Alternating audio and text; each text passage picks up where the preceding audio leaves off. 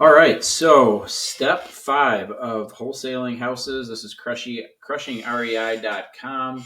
This is our 10-step video series on how to wholesale houses. So here we go. We're going to jump right in. Step 5, we're going to talk about evaluating comps and how to calculate the offer and calculate the ARV. So as a wholesaler, as a house flipper, as a real estate investor, it's extremely important that you learn how to check comps, how to calculate accurate ARVs. ARV stands for after repair value. So that is a acronym that you're going to hear a lot if you read my blog, if you're getting into real estate investing or wholesaling, flipping houses. And again, after repair value, it's critical that you understand what that means, how to calculate it, how to check comps, and I highly recommend you practice checking comps as often as possible, just to get good at it, because it's, like I said, extremely important, and it's going to help you come up with better offers, and it's also going to show your cash buyers who are buying these deals on the back end that you know what you're doing. So let's go ahead and show you the offer in the formula that we use. So ARV times 0.75 minus repair costs minus desired assignment fee equals offer. So let's break that down. ARV, again, we're going to get to that and figure out what our ARV is. So that's really step 1. We've got to check comps. We've got to figure out what that is. Once we have the ARV, then really it's pretty easy after that. 0.75 is a multiplier that we use, and that's just to factor in all the costs that are associated with flipping a house. So there's holding costs, there's closing costs that you're going to pay, there's real estate commissions that you're going to pay, especially when you go to list that house for sale after you're done fixing it up. And so that's why we say 0.75. We need to factor in all those costs. We need to factor in a profit too for the investor. Repair costs, that's going to be, if you read the blog post on step 4, estimating repair costs, you should have an idea of how that works. So once you have your repair costs, we're going to subtract that. And then we're also going to have to subtract our desired assignment fee, right? So we want to collect an assignment fee. Our average assignment fee this year is about $12,000. That's, a big mix of, deals that are $15, $20, $25, $30,000 assignment fees. But then we have a lot of smaller ones too that are, $3,000 to $5,000. And so that's our average. I would suggest when you're at the beginning, maybe aim for a lower assignment fee, just until you really feel more confident in your offers and what you're asking your cash buyers to pay you. But you also don't want to go too low, because you want to leave a little bit of room for negotiation, especially if the deal wasn't as good of a deal as maybe you hoped. So I would aim for 10. If you think you can get a little bit more, 15, 20,000, that's great. But maybe aim for 10,000 when you're first starting out. Okay, let's go ahead and do a quick example. So this is actually a property that we looked at the other day. The address is 1169 Edna Street in Grand Rapids. It's in a pretty good neighborhood. It's in Alger Heights, and the house is in very good condition. It, exterior siding, roof, windows are newer. I would call this one would fit the hotel model, or it could just be a buy and list. I still think the best course of action is to put some money into it. We calculated this house is going to need about $10,000 in repairs on the low end, but if you wanted to make it really, really nice, I think you could put 20 to 25 into it, and that would get the high end of the market. So we're going to go ahead and take a look at comps for this house. So again, this is in a pretty good neighborhood here, an up-and-coming neighborhood in Grand Rapids called Alger Heights. It's a 3-in-1. It's about 1,000 square feet. So really important that we try to find 3-in-1s, try to find houses that have sold within the last 6 months or 12 months and have 3 bedrooms and 1 bath. If you have trouble finding exact matches, it is okay to, use a 4-in-1 or a 3-in-2 comp, but you have to make those adjustments when you do that.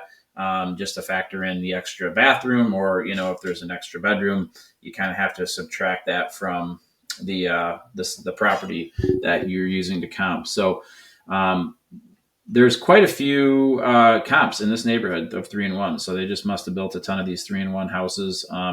This one sold for $250, and it looks like it's in pretty basic condition. I would say this is pretty comparable condition to the subject property. I would say the kitchen is definitely a little bit nicer. So, and this home also sold in March when the market was a little hotter. It's definitely cooled off. So I'm going to look at another one here. Here's one that's $220. This house looks like very similar to Edna, 1169, 3-in-1, sold for $220.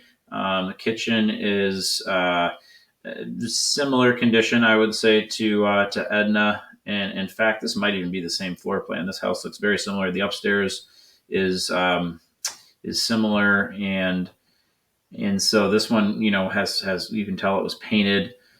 So yeah, that one is very close. So I'm going to say that's our safe ARV is 220. Is say if we just painted, the Edna house and did very little to it, I do think that you could sell it for 220. Let's see, we've got another one here. This is a 3, 2.5. I don't want to use that one.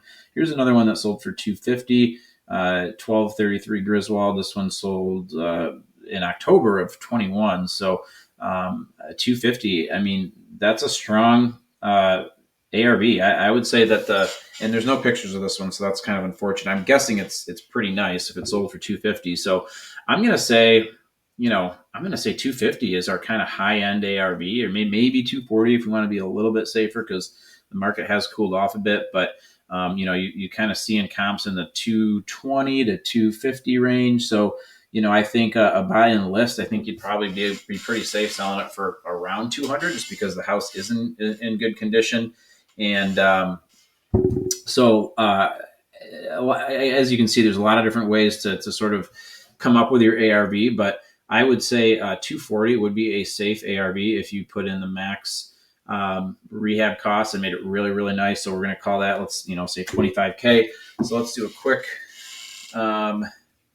get the calculator out here. So let's say we're looking at 240,000 times 0.75, and that's 180 minus 25,000, and that's 155, and then minus our assignment fee of 10,000 is 145. So I would say a very safe offer price would be 145 if you want to make a $10,000 assignment fee. I do think because this one is in better condition, and this is probably a little bit more of an advanced tip here, but the house is in better condition. There's a lot of investors out there that really like these lighter flips, and especially if it's in good condition, you can get away with a higher multiplier. So we're using 0.75 right now, and I think we could easily get away with 0.8, maybe even 0.85, especially if we're going to lower our ARV, if that makes sense. So let's just say that we're going to go with a safe ARV, right? 220. And we'll multiply that by 0.8. You got 176. And that's if you do $10,000 in repairs. So minus 10,000 is 166. And an assignment fee of 10,000. So that would put us at 156 for the offer. Again, it's a nice house, nicer than usual. I think you could even get up to 170-ish, 160 for the offer, because we're close to there. And if you wanted a $5,000 assignment fee, then I think you could also consider that. So that's how I'm going to evaluate this property. Again, that multiplier is key, and you can adjust it, but you got to be careful. The house, I would say, if the house is in really poor condition, that's where you don't want to make too many adjustments, because a flipper is going to want to make more money. If they're going to be doing a big project, they're going to want to make more money. So a lot of that multiplier is profit. So you don't want to lower that or make it too low if you are trying to do a wholesale deal on a big project. I would even lower it. I'd probably go 0.7. It used to be 0.65. but over time, because of the appreciation, we've changed that and bumped it up to 0.7, 0.75. But that multiplier really, you have to kind of, it's a judgment call, and it's really depends on the condition of the property. So that's again, I just want to do a quick video, show you how we check comps. We just use Zillow. If you have access to the MLS, that's even better. But Zillow works just fine. And hope this video was helpful.